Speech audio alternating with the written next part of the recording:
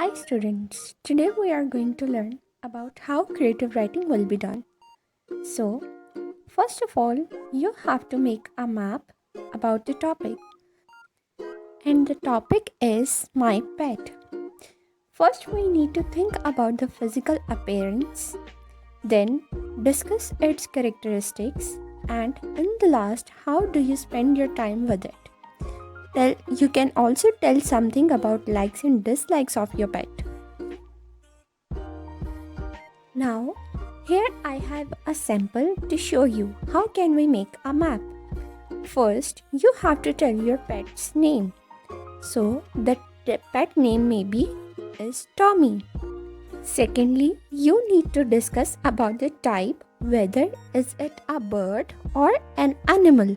So, here is a dog and it's an animal.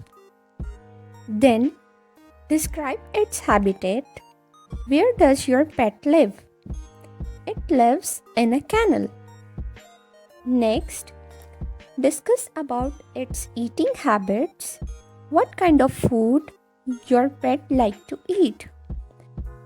It may be a bone, meat, milk, or anything else. You can write it according to your pet's choice. Finally, you need to tell that what are the things that you like about it. It may be a fur or a white color or anything else that you want to write. So, when you are done with your map making, start writing about it in an essay form. So, here we go. I'm going to show you a sample that how can we write. Let's start writing. I have a pet dog. Its name is Tommy. It lives in a beautiful kennel. It likes to eat bone, meat, and milk. It has 4 legs and 1 tail. Its color is white. It loves to play with me. I like its long and furry skin.